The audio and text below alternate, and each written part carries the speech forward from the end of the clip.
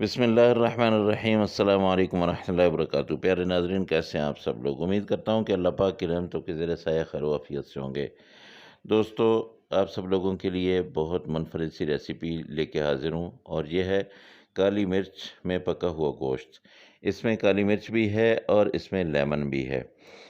ज़्यादा मसाले नहीं हैं, 1.5 किलो गोश्त लिया है, इसमें हड्डियाँ भी हैं, इसमें चर्बी वाला गोश्त भी है और इसमें मछली वाला गोश्त भी है।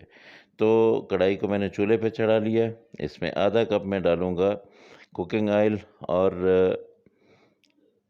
इसको लो फ्लेम पे रखूँगा। इसको गरम करके इसमें मैं वो गोश्त सारा गोश्त जो है वो इसमें डाल लेता हूँ और इस गोश्त की भुनाई करता हूँ। साथ-साथ में मैंने क्या कुछ डालना है इसमें, वो आपको बताता रहूँगा। दोस्तों, सबसे पहले तो आपने इसकी ऐसी भुनाई करनी है कि इसका कलर जो है ना, वो तकरीबन चेंज हो जाए। बहुत ज़्यादा आपने इसको भूनना नहीं है, अभी इसको हाफ़ डन करेंगे। ये देखिए, ये तकरीबन इसकी मैंने आधी भुनाई कर दी है। इसको अभी और भी ज़रूरत है, लेकिन इसमें मैं अब कुछ मिसाले डाल लेता हूँ। मिसालें क्या हैं? ये लहसुन अदरक का पेस्ट है। आपको पता है कि लहसुन अदरक का पेस्ट जो है, ये इसकी एक जो ख़ास किस्म की स्मेल सी होती है, उसको ख़त्म करता है। ये 2 चम्मच मैं डालूँगा। तकरीबन 1.5 केजी जो है, वो हमारे पास बीफ है। और इस लहसुन के अदरक के पेस्ट के साथ-साथ मैं डालूँगा तकरीबन 1 चम्मच, बल्कि थोड़ा-सा और नमक डालता हूँ। ये तकरीबन 1.5 चम्मच मैंने नमक डाला है। इससे पहले मैंने इस गोश्त को नमक नहीं लगाया। अच्छा दोस्तों, ये मेरे पठान भाइयों की बहुत ही स्पेशल किस्म की डिश है और इसमें मिसाले वो लोग नहीं डालते हैं। यहाँ पे 2 मैंने ली हैं बड़ी इलायची, और ये इलायची जो होती है ना, ये बड़ी इलायची इसका भी जो है ना, यही फ़ंक्शन होता है कि इसने गोश्त की स्मेल जो है वो ख़त्म करनी होती है। तो देखिए दोस्तों, अभी ये गोश्त अपना पानी छोड़ना इसने शुरू कर दिया है। अब इसमें मैं क्या करूँगा कि थोड़ी-सी मैंने अपना हल्दी डाली है, 1 चम्मच मैंने ज़ीरा डाल दिया है और इसको थोड़ा जो है वो पका के इसमें मैं प्याज़ डाल देता हूँ। प्याज़ मैंने 3 काट के रखे हुए थे।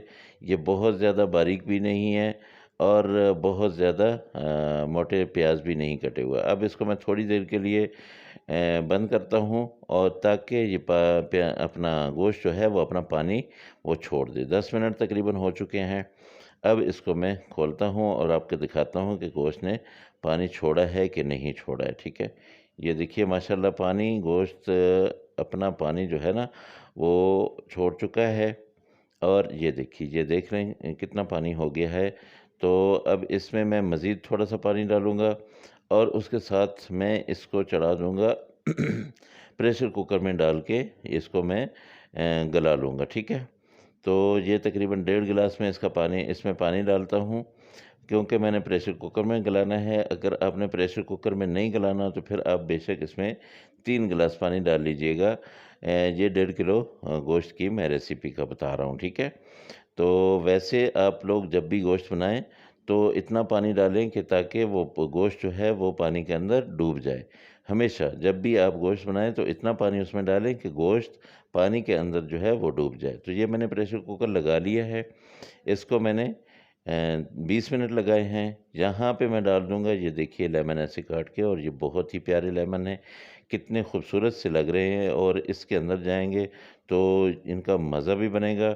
अब मैंने ये पानी जो है ना इसका, ये वही जो 1.5 गिलास मैंने डाला था, वही पानी है। इस पानी को मैंने खुश्क करना है। यहाँ पे मैं काली मिर्च डाल दूँगा। लेकिन एक चीज़ मैं आपको बता दूँ कि जहाँ मैंने थोड़ी-सी काली मिर्च डाली है, आधी चम्मच डाली है, और ये आधी चम्मच जो है, ये बिल्कुल पाउडर नहीं है। ये दरदरी सी करके मैंने इसको डाल दिया है। अच्छा, जब भी आप काली मिर्च किसी चीज़ में डालें, किसी सालन में आप काली मिर्च डालते हैं ना, तो उसके आखिर में जाके डालें, वरना सालन का कलर जो है वो ख़राब हो जाएगा। तो इसको मैंने ये तकरीबन जो है डन होने वाला है। इसके नज़दीक जाके मैंने ये देखिए, अब दूसरी जो है बिल्कुल काली मिर्च का पाउडर जो बना हुआ था, वो मैंने इसमें डाल दिया, ठीक है? तो अब ये मैंने जैसे ही डाला है ना, इसका गोश्त का पानी तकरीबन खुश्क हो चुका है। लेमन जो है वो तकरीबन इसमें ख़त्म हो चुका है, लेकिन अभी मैंने इसमें लेमन जूस और थोड़ा-सा डालना है, क्योंकि मैंने टमाटर ज़रा से भी नहीं डाले हैं। इसका बहुत ही मज़े का टेस्ट बनता है। ये जो मैं लेमन जूस डालने लगा हूँ, ये तकरीबन 2 चम्मच हैं, ये मैं लेमन जूस डाल रहा हूँ। और ये मैं आपको बता दूँ कि ये रेसिपी जो है, ये 1.5 किलो गोश्त की है। माशाल्लाह बहुत आला किस्म का गोश्त तकरीबन बन चुका है, लेकिन कुछ अभी भी लवाज़मात बाकी हैं। दोस्तों, आप मेरे चैनल को सब्सक्राइब करें, जो मेरे नए दोस्त हैं वो मेरे चैनल को सब्सक्राइब करें, और जो मेरे पुराने दोस्त हैं वो मुझे अच्छा-सा कमेंट और अपने दोस्तों के साथ, अपनी फैमिलीज़ के साथ शेयर ज़रूर करें मेरी वीडियोज़ को, और आप ज़रूर मेरी वीडियो को देखा करें। आपको बहुत मज़े की रेसिपीज़ मिलेंगी, आपकी जो फ़रमाइश होगी वो आपको मिलेगी। अ, ये देखिए, यहाँ पे अब मैं लूँगा 1 कप दही, और इसको अच्छी तरह से मैंने फेंट लिया है। अब ये मैंने डाल दिया है। अब इसको, दही को मैंने, अच्छा एक चीज़ मैं आपको बता दूँ कि यहाँ पे आपने फ्लेम बिल्कुल भी आहिस्ता कर देना है। आपने फ्लेम आहिस्ता करना है, क्योंकि अगर दही में फ्लेम ज़्यादा आपने रखा तो उससे क्या होगा कि दही फट जाएगी और ये दानेदार किस्म की बन जाएगी। हमने इसको दानेदार नहीं बनाना है। तो ये देखिए, ये दही आहिस्ता-आहिस्ता अब पक रही है। तकरीबन हमारा गोश्त जो है वो रेडी हो चुका है, गोश्त गल चुका है। दोस्तों, मैं आपको बताऊँ कि अगर आपका गोश्त गल जाए और आपने उसको अभी थोड़ा-सा पकाना हो, तो कभी भी आप ज़ोर से चम्मच उसमें मत हिलाएँ, क्योंकि वो बिल्कुल कीमा बन जाएगा और आपके खाने का नहीं रहेगा। ये जहाँ पे मैं इसमें अदरक डाल रहा हूँ, और अब क्या होगा कि इसमें मैं थोड़ा-सा धनिया धनिया डालूँगा, फिर क्या होगा कि इसको मैं थोड़ी देर के लिए दम पे लगा के रखूँगा, और फिर क्या होगा, एक बहुत प्यारी-सी, बहुत अच्छी-सी लुक आएगी, बहुत ज़बरदस्त किस्म की।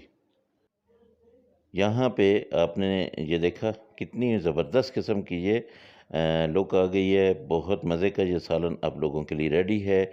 ये देखिए, माशाल्लाह माशाल्लाह बहुत ज़बरदस्त। अब मैं आपको डिश आउट करके दिखाता हूँ, और आप भी वाह वाह कर उठेंगे। माशाल्लाह बहुत ज़बरदस्त जी।